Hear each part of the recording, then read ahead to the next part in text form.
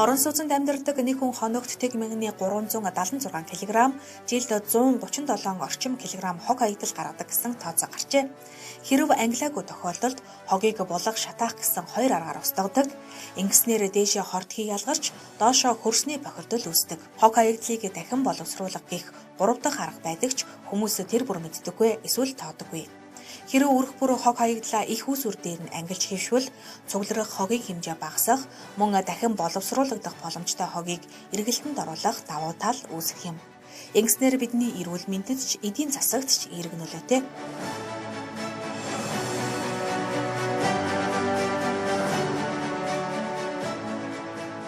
Анх 2016 онд Zero Waste Mongolia пэйж хуудаснаас хог хаягдал ямар хор хөнөөлтэй, хог хаягдлаа ангилах нь ямар ач холбогдолтой вэ? Тэгээ байгаль орчны асуудал нэлээд хурцтмал болсон юм байна гэдэг мэдээллүүдийг ер нь авч байсан. Тэгээд тэр мөчөөс хойш одоо яг мэдээлэл авсан л төдий болохоос яг шууд ангилж бол эхлэегүй.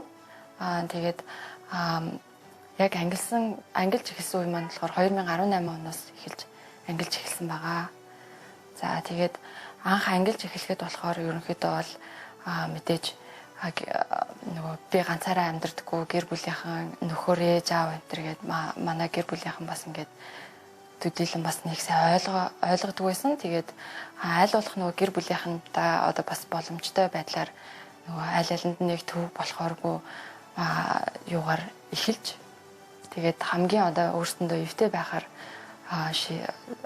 ангилах асуудлыг шийдвэрлэж одоо ангилдаг болсон байгаа. Манайх болохоор ерөнхийдөө зай багтаамж жоохон муутай байдаг болохоор эндээ ингээд ангилж байгаа. Тэгээд хумцруудаа болохоор ингээд аль болох ингээд шалчилгаад гიშгээд тэ эсвэл гараараа ингээд базаад ингээд хийчихээрээ ингээд зай нэг эзэлдэггүй.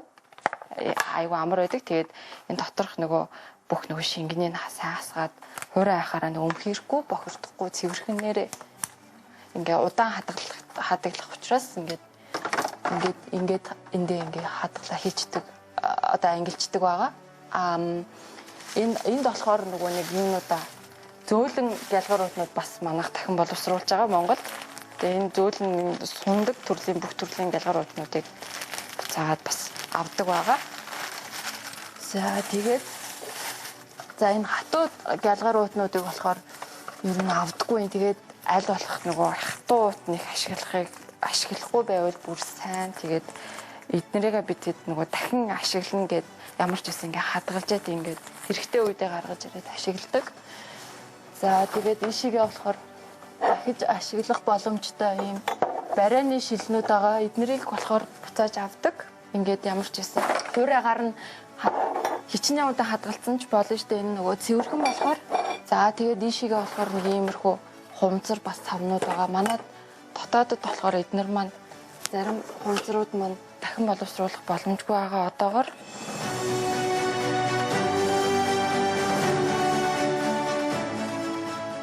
Дахин ашиглах боломжтой хог хаягдлыг 3 ангилна. Органик хаягдал буюу хоолны үлдэгдэл, хүнсний ногоо, жимсний хальс зэрэг орно. Үүнийг бордоо тэжээл болгон боловсруулах боломжтой. Энгийн хог хаягдал буюу шил лаз, хуванцар, сав зэргийг ашиглаж байсан зорилгоор нь эргүүлэн боловсруулж хэрэглээнд оруулах боломжтой.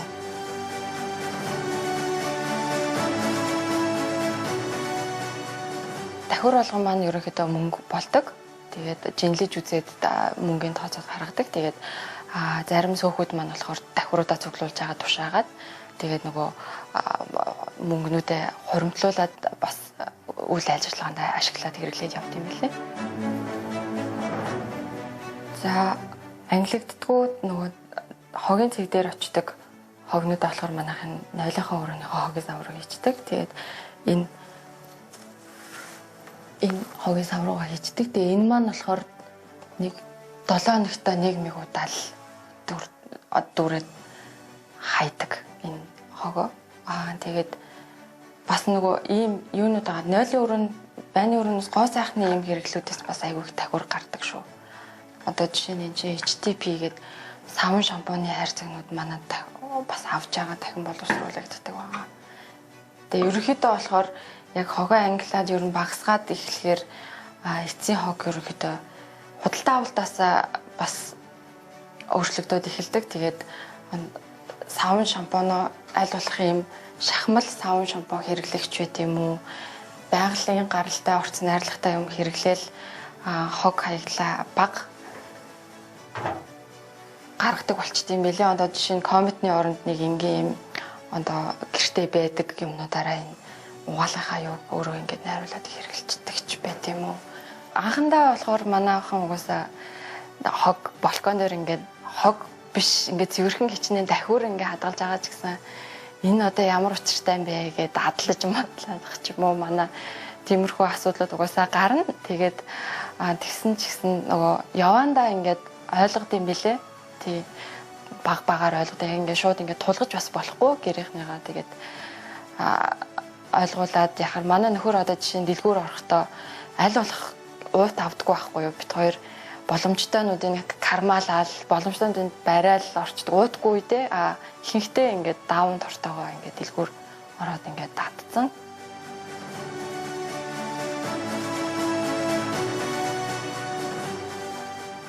Нийслэл хотынхоо өнгө үзэмж, эрүүл амьдрах орчин нөхцөлийг бүрдүүлэхийн тулд бид хог хаягдлаа их усүр дээр нь ангилж хэвшиж сурах шаардлагатай. Үүнийг зүгээр л нэг ангилах бус амьдралынхаа хэвшил болтол нь хэрэгжүүлэх нэн шаардлагатай байна. Иргэн бүрийн үйлдэлээс улс орон, байгаль экологийн асуудал шалтгаална. Иймд хариуцлагатай, санаачлагтай байж хогоо ангилан ялгахыг амьдралын хэвшил болгоцгоё.